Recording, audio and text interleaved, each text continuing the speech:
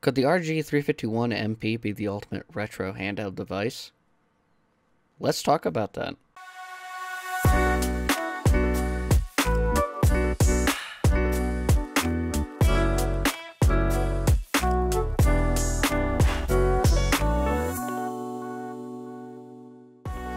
Hello and welcome to the Modern Broadcast. Now let's talk about some retro handheld gaming. Anbernic is a gaming company located in China, founded in 2017 with their first handheld device, the RS97. Anbernic has come a long way since 2017, now producing some of the best retro handheld emulation devices that you can buy. This is their latest release, the RG351MP. The 351MP is in a deluxe aluminum alloy shell and comes in a variety of colors: mint green, matte black, and my personal favorite, ocean blue. It's rocking a Rockchip RK3326 quad-core CPU processor at 1.5 GHz and 1GB DDR3 RAM. The screen is a 3.5 IPS display with a resolution of 640 by 480. It has a 3500 mAh battery and a microSD card slot expandable up to 256 GB. At the time of this video, the RG351MP comes in around $146 US. Included with the device is the charger, a glass screen protector, some alcohol wipes, a USB Type-C to A adapter, and a Wi-Fi dongle for wireless connectivity, as the 351 does not have native Wi-Fi support due to its full aluminum body. Let's take a look at the device. As you can see here, there are dual analog sticks that feel great. They also click in, giving you R3 and L3 buttons. The ABXY buttons are slightly textured and use membrane feedback, giving a satisfying feeling when pushed. The D-pad shares the same texture as the ABXY buttons, and again has that quality feeling. Up top, you have your start and select buttons. Sticking with the top of the device, we see here we have L1, L2, R1, R2 buttons. One complaint I often hear about this device is people wish that the L2 and R2 were triggers instead of the inline buttons. This isn't a big deal, as I find the button placement to be very comfortable. We see up here in the center we also have a 3.5mm headphone jack. We also have an OTG power supply Type-C port and an additional OTG Type-C port used for accessories such as controllers, or more importantly, the included Wi-Fi adapter, but more on that later.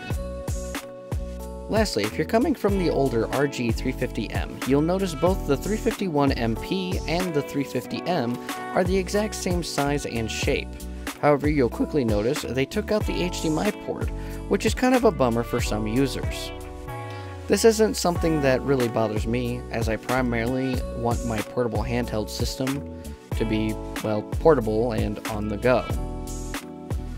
There isn't much on the side of the device, but here on the left, you have your volume up and your volume down buttons.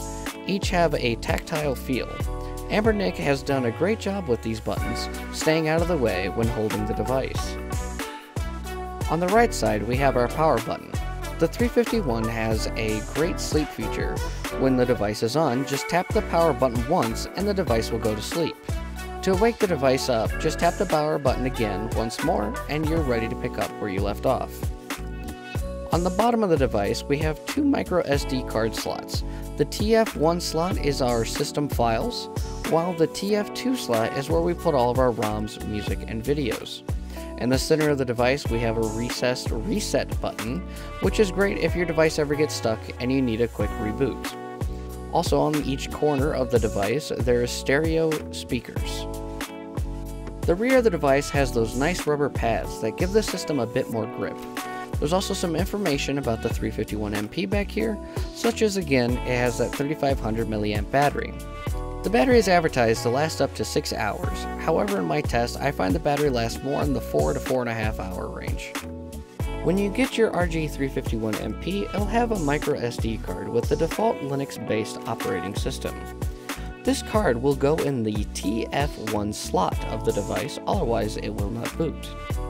The default operating system isn't exactly bad, however it feels very minimal and sluggish. I strongly recommend flashing the included SD card with the new firmware.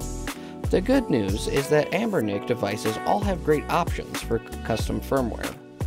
The most popular ones would be 351 Elect and Arc OS. I haven't used Arc OS a whole lot, but in my minimal experience with it, it felt very chunky. Arc OS has a ton of options if you're interested in tinkering with your device and getting it set up exactly how you want. I personally use 351 Elect as it configures a lot of the settings for you automatically, getting the most out of your device. I also chose 351 Elect because of the built-in video player called M-Player. This not only makes my gaming portable, but it's also great to watch my movies or shows while on the go. Each interface has its pros and cons, and I strongly suggest that you watch Russ over at Retro Game Corps, who has an in-depth video on the many differences.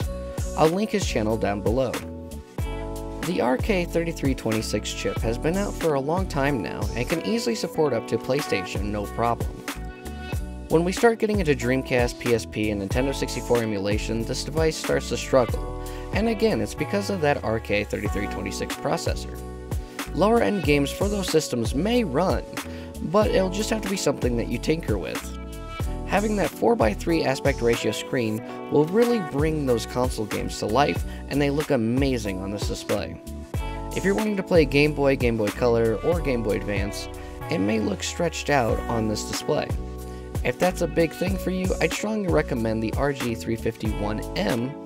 Not only is it the perfect aspect ratio for handheld games, but it also has built-in Wi-Fi for retro achievements.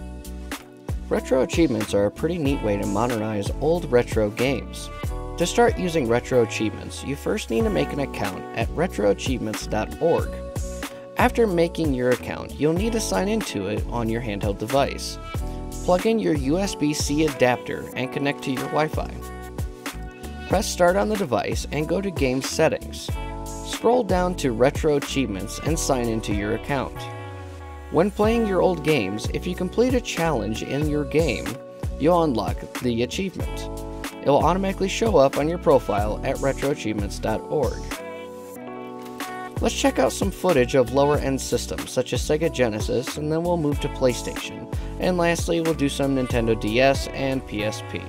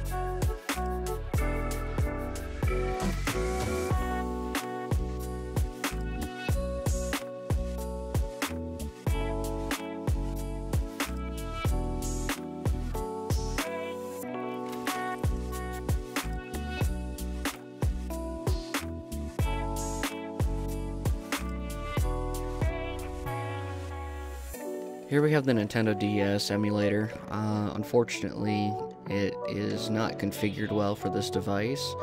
The music was playing okay, but the video was choppy and overall just inoperable and required a complete system reset. Let's get back to the main video.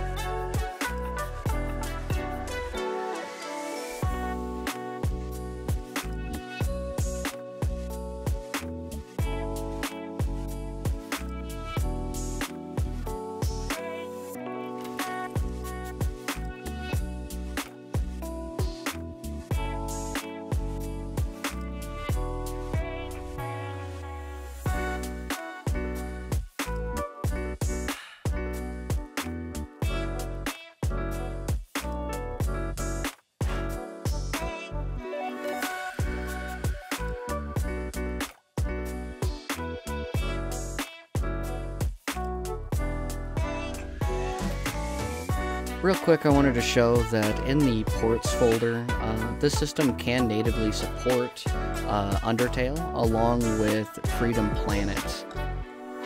You have to first own the games for Linux, typically by either Humble Bundle or by GOG Gaming.